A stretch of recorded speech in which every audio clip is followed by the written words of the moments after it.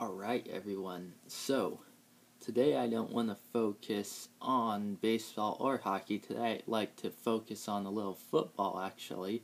And no, not American football, but football. And what I want to focus on is this international stretch and the European qualifications in Group D, which, in my opinion, have been one of the most exciting to watch, and none of these teams are even set yet. So today we had all three games going, and it was Gibraltar against Georgia, Scotland against Poland, and Ireland, Germany. Now, the Gibraltar-Georgia game really doesn't matter besides for pride, and Georgia comfortably won 4-0, but the other games were very exciting, and I got lucky enough to dual screen some illegal British channels to make myself able to see both games at once and see all the action.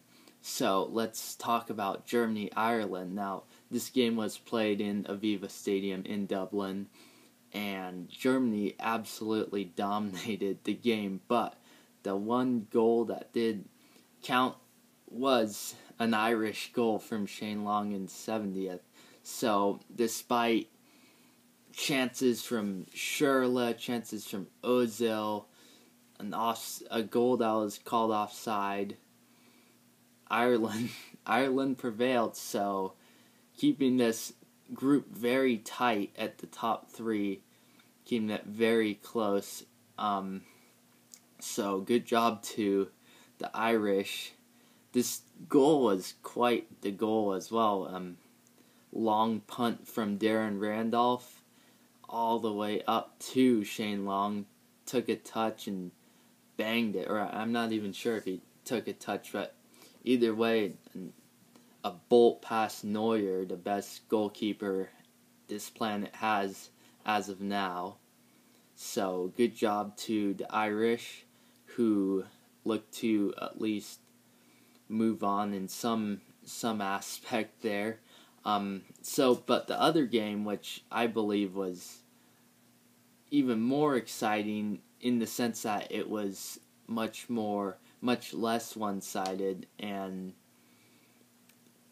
really quite an odd game. But so we had the Scottish playing the Polish in Hampden Park in Glasgow, and we had third minute Malik with a through ball to Lewandowski, and already 3 minutes in, Scotland's down played him onside. The defense played him onside, so 1-0, but tied 1-1 right after from an absolute bolt from Matt Ritchie, another screamer. We saw him score a screamer for his club team Bournemouth against Sunderland not too long ago, but this one as well, just top left, no chance for Fabianski. So then 62nd minute, second half, we have Darren Fletcher from a little pass from Matt Ritchie, just slotted again top left, and it looks pretty good for Scotland here.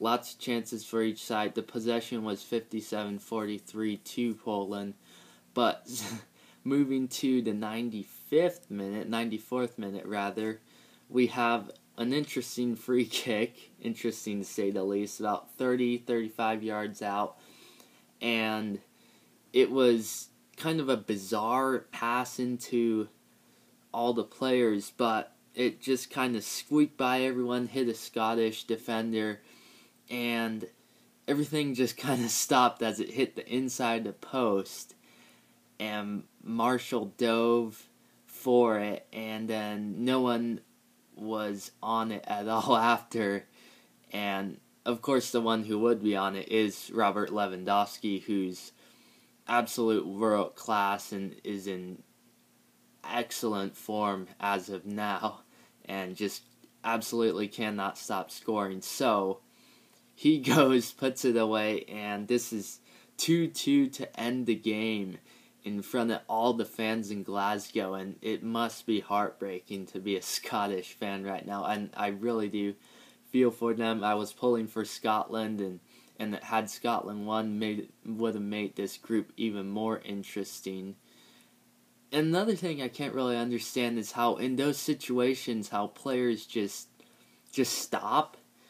I find that very weird, actually, how everyone called for a handball on the Polish team, and Scotland kind of just stopped playing, and then it just hits off the post and gets slotted in for a heartbreak. And I'm sure the defensemen are thinking, actually, what if they hadn't put on the brakes for no apparent reason, and what if they had gotten back there? I know Lewandowski is an absolute poacher, but had that happened, could they possibly clear and stay in? So, with that being said, we have Germany up top at 19 points, followed by Poland and then Ireland, both on 18 points. Poland being up top because they have 22 plus 22 in the goal differential. Ireland is plus 13. And then Scotland, Georgia, Gibraltar are out. Scotland at 12, and then 9 and 0 following down. On Sunday, on the 11th, we have the Polish playing the Irish in a very important game. Extremely important. Germany's playing Georgia, and so it most likely seems like Germany will move on. They could get stunned again, but that's very unlikely in my opinion, because they're the Germans and they're most likely just rebound back, and they're still the best team in the world in my opinion. So on Sunday, tune in for an interesting Polish-Irish game. I know I'll be watching that on Sunday. Also, in other news around the footballing world, we have Sepp Blatter and Michael Platini banned for 90 days, which there's so much with FIFA and loopholes that I don't even know what to say anymore. And really, Chung Moon-jun got 6 years for a ban, and that really baffles me in the sense that he's been Platini's rival candidate for FIFA president, so it's almost like there's corruption in corruption, and it's an absolute disaster, and it's terrible for football fans. And I believe what could be best is abandoning the 2018 World Cup. I honestly believe this. If we just abandoned one World Cup and hopefully set things straight, then I would be okay with just skipping one World Cup. I know it would hurt as a big fan of the tournament, the best tournament in all sports, but something's got to change with this. And the last thing I want to talk about is Jurgen Klopp to Liverpool after Brendan Rodgers has been sacked. And that there's nothing bad that will come out of that, in my opinion, because there seems to be nowhere to go but up. Liverpool fans, let me know what you think in the comments below, but I think this replacement is excellent. Jurgen Klopp does absolute wonders. We saw his second half with Dortmund last season, which was amazing, enough to put them in Europe still. So I hope Liverpool fans are excited about this, because Brendan Rodgers had nothing left in him, really. Rodgers is being linked with a few things. I know he's been linked to Newcastle. Newcastle, another team, nowhere to go but up, because McLaren sure isn't doing anything. But that's all I've got for now, and I hope to make more videos regarding all sports, but for you football fans, hope to make a few more videos similar to this. And so comment and like and subscribe, and goodbye.